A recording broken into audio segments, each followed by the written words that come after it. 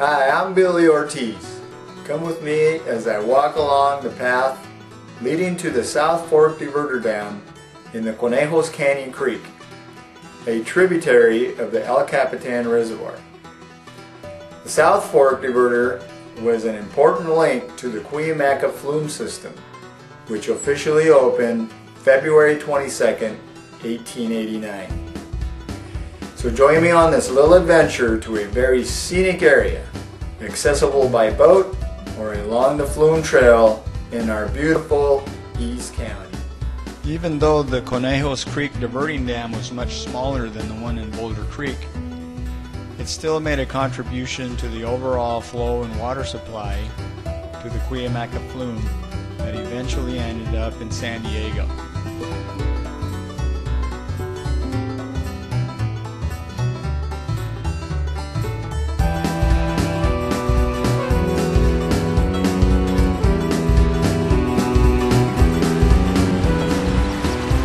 This concrete maintenance path that you see here was a maintenance path used by workers to maintain the flume. It also led to the South Fork feeder, the Conejos Creek diverting dam. This Conejos Creek diverter is still used by the Helix Water District to measure the water flow through here with a very modernized measuring system.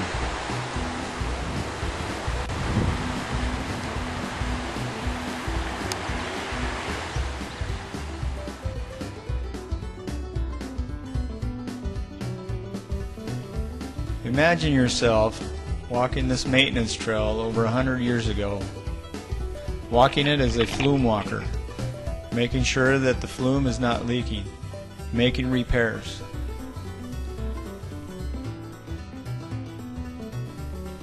If you were a flume walker out in the back country, you needed somewhere to stay.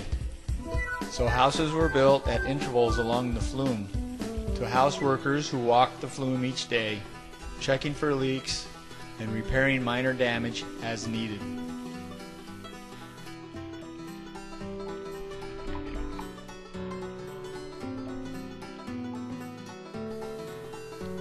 A flume walker whose name I recognize as Gonzalo Coda maintained the flume along the Chocolate Creek. Gonzalo and his wife Maria, his three sons Renando, Jose Carlos, and Antonio maintain this stretch of the flume line.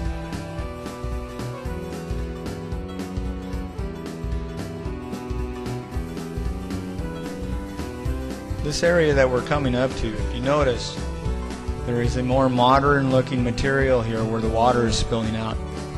That's because it's the Helix Water District has put a metering device to measure the water coming through here. What it does is that silver plate there on the left measures the temperature of water and sends a signal through a satellite link, tells them how much water is flowing. It is still in use today.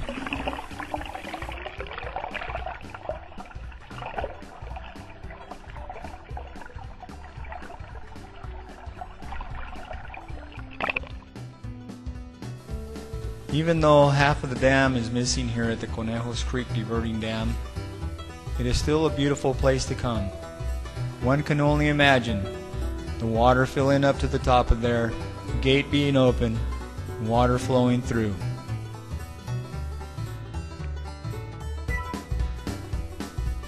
Of all the places to visit in the East County, this by far has to be one of my favorite places to come.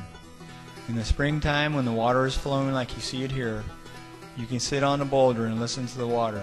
You can hear the babbling brook, the birds whistling, and the wind blowing through the trees. Very relaxing and beautiful time of the year. Unfortunately, the other half of the dam is no longer here, but we can sit back for a little while, listen, and watch, and think back of a time when the diverter dam was in full force.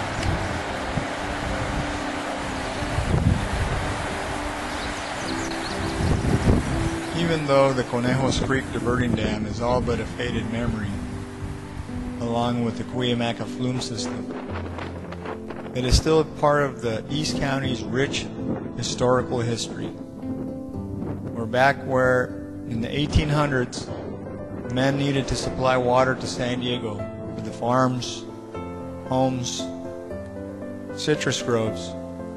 The Conejos Creek still contributes every year to this lake, El Capitan Reservoir. In 1935 it was built, on which was once Capitan Grande Indian Reservation. The CUYAMACA Flume system was no longer needed. I hope you have enjoyed this little trip back in time as much as I have enjoyed sharing this Conejos Creek Diverting Dam story with you. These next several pictures is all that is left of the CUYAMACA Flume. Here is a section that's kept over at the filtration plant on Lake Jennings, the tar bucket, the siphons that replace the flume. Sections abandoned along the Flume Trail.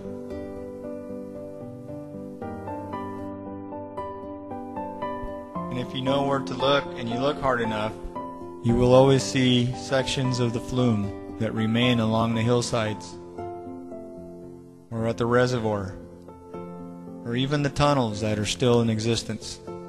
Some are closed off to avoid people from going in and being injured, like this one here. This one here you see is at Lake Jennings. Another one at Lake Jennings that goes under Chet Harrett Road. And this one that I refer to as Tunnel Number 1. The last pictures I have here are of the Boulder Creek Diverting Dam and parts of the flume that came from there. The reservoir flowed naturally down Boulder Creek and into San Diego River, where it was captured by the flume at this diverting dam in Boulder Creek.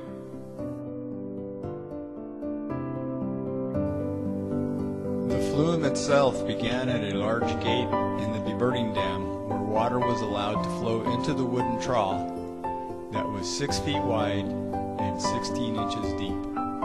And let's not forget the trestles. This one here at Quail Canyon trestles spanned what is now the western bay of Lake Jennings. Eventually, a small building near the current gate housed equipment to add chlorine to the water as it passed. Managers and laborers, many of Mexican, Chinese, and African American descent, worked to keep the flume running smoothly. At left is Chet Harrett and Colonel Ed Fletcher. As soon as the wooden flume was complete, as far as Lakeside, Flume Company officials made up some flat-bottom boats and had a ball floating down the flume. Soon the sport became so popular that boats were connected in trains of 4 and rented out. In the daytime, ladies carried Chinese parasols and picnic baskets. It must have been pleasant floating high above meadows, winding around the shoulder of a hill, and plunging into a Bible black tunnel. Night rides were also popular, especially among young men. Many a backcountry rancher must have rudely awakened at night by faraway strains of "Sweet Adeline" and the crashing of whiskey bottles on the rocks below the wooden ditch. I know if I would have been there, I would have definitely have joined them on that ride.